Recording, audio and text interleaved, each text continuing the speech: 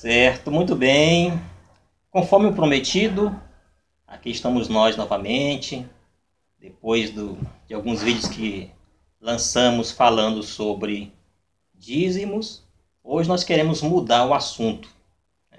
Em primeiro lugar, queremos agradecer a todos os nossos amigos, internautas, aqueles que curtiram, aqueles que teceram seus comentários a respeito das nossas publicações, quer sejam favoráveis ou não às nossas ideias, mas as nossas ideias não são para impor nada aos outros, é simplesmente uma forma de levarmos aos nossos colegas uma maneira nova de refletir sobre certos assuntos da igreja e da religião como um todo. Hoje, meu amigo Jeremias, nós vamos mudar de assunto e vamos falar hoje sobre o que mesmo? Pentecostes, o evento do Pentecostes.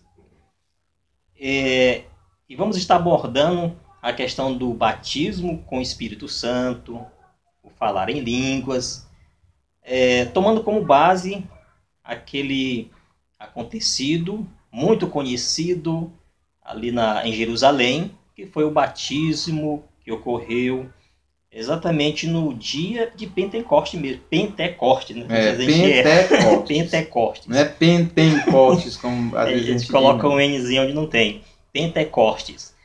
É um assunto muito bom de se falar, muito polêmico, porque algumas igrejas adotam o batismo, outras acham que não, e outros acham realmente necessário, e tem até como um sinal de santidade o falar em línguas, não é isso? E vamos estar conversando sobre isso no decorrer aqui do nosso Papo Cristão. Certo. Então a gente vai começar lendo o texto célebre, que a igreja conhece muito bem.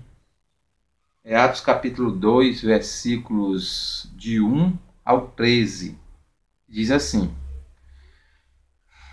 E cumprindo-se o dia de Pentecostes, estavam todos reunidos no mesmo lugar.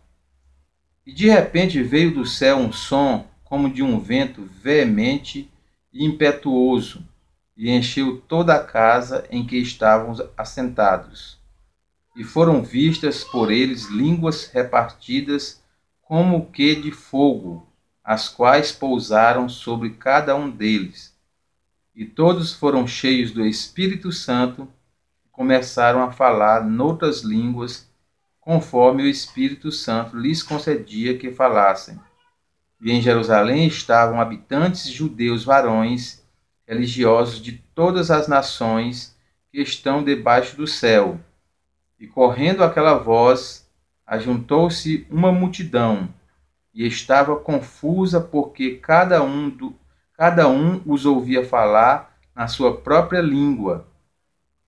E todos pasmavam e se maravilhavam, dizendo uns aos outros: Pois que não são galileus todos esses homens que estão falando? Como, pois, os ouvimos, cada um, na nossa própria língua em que somos nascidos? Partos e medos e elamitas e os habitantes da Mesopotâmia e da Judéia e Capadócia, Ponto e Ásia, e Frígia e Panfilha, Egito e parte da Líbia, junto a Cirene, e forasteiros romanos, tanto judeus como prosélitos, cretenses e árabes, todos os temos ouvido em nossas próprias línguas falar das grandezas de Deus, e todos se maravilhavam e estavam suspensos, dizendo uns para os outros: que quer dizer isto? Ou que quer isto dizer? Pronto, até aqui, até o versículo 12 está bom. Então, Eduardo, a gente vai abordar alguns aspectos desse texto, importante, claro que ninguém pode exaurir o texto, mas algumas coisas que a gente considera importante. Por exemplo, essa língua que foi falada nesse dia. Mas antes disso, vamos falar uma coisa aqui. O evento, a festa de Pentecostes, que era uma das 3 principais festas do calendário judaico, incluindo a Páscoa de Tabernáculos, Pentecostes era uma as 3 mais importantes. A festa em si tem alguma coisa a ver com o evento do pentecostalismo, do Pentecoste também em si?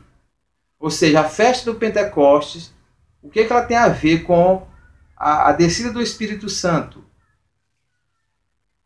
Da forma como eu analiso, o único ponto de ligação entre a festa realizada pela comunidade judaica nessa época, há 50 dias, né, após a Páscoa, por isso que é chamado de Pentecostes, a único ponto de ligação é só a coincidência do dia.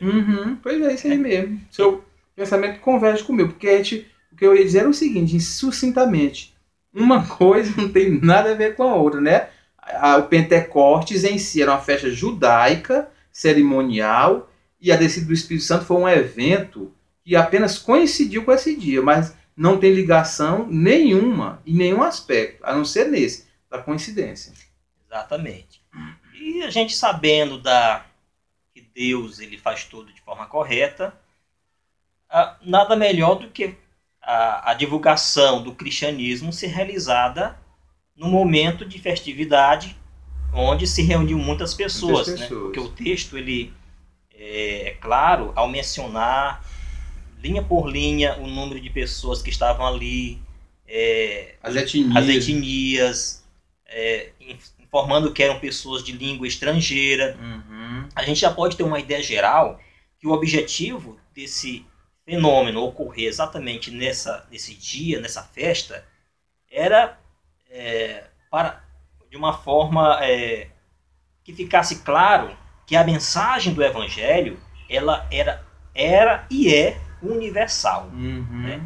Porque na Antiguidade, acredito que todas as pessoas, todo mundo conhecido, estava ali representado. É verdade. Então é até importante frisar isso, porque foi a partir dali, daquele pontapé inicial, foi que o cristianismo ele pôde então ganhar outros terrenos através da conversão de pessoas que estavam ali, que o texto segue dizendo que mais de 3 mil pessoas se renderam às evidências da doutrina cristã por conta do fenômeno. Então, voltando agora para aquilo que a gente falou antes, o falar em línguas. Né? Aqui há uma grande dúvida, não da minha parte, eu acredito da tua, mas muita gente sei que tem essa dúvida com a questão da língua que aconteceu aqui. Aqui aconteceu a xenolalia, que é língua compreensível pelo homem, é língua idiomática, ou a glossolalia, língua desconhecida do homem.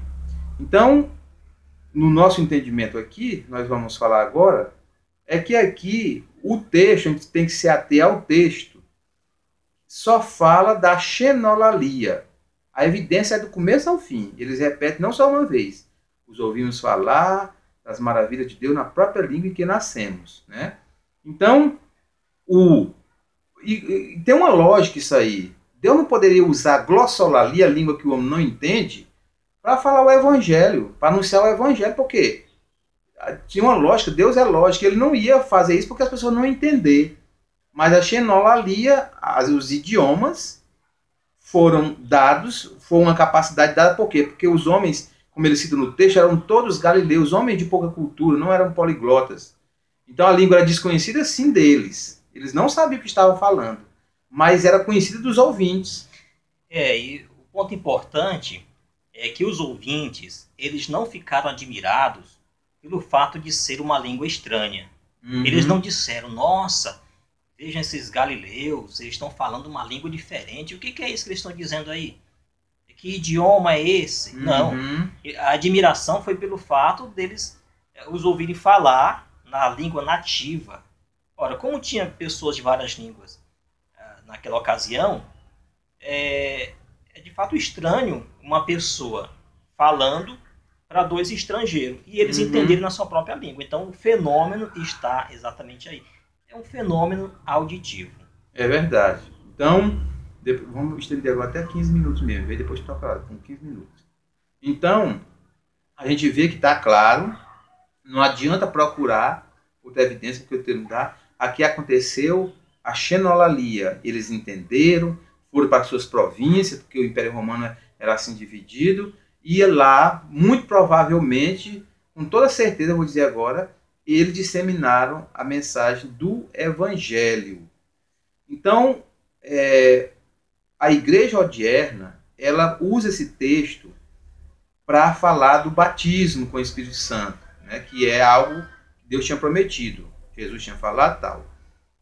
Agora, a igreja propõe uma evidência. A igreja pentecostal clássica, ortodoxa, tipo Assembleia de Deus, a Deus é amor, igreja desse tipo, propõe que exista uma evidência física inicial para esse batismo, para a pessoa reconhecer no outro que o batismo aconteceu. E que evidência inicial é essa? O falar em línguas, mas não a xenolalia, a glossolalia, ou seja, aquela língua que Paulo fala lá em 1 Coríntios capítulo 14, que ele diz que homem nenhum entende, é que é a exigência para uma evidência física inicial, sendo que o texto que se usa para embasar Pentecoste, isso não aconteceu. Então, dentro dessa concepção, o discípulo não foi batizado do Espírito Santo, não, porque ele não fala a glossolalia. Na verdade, amigo Jeremias, falando em batismo com o Espírito Santo, eu não consigo enxergar e ver e perceber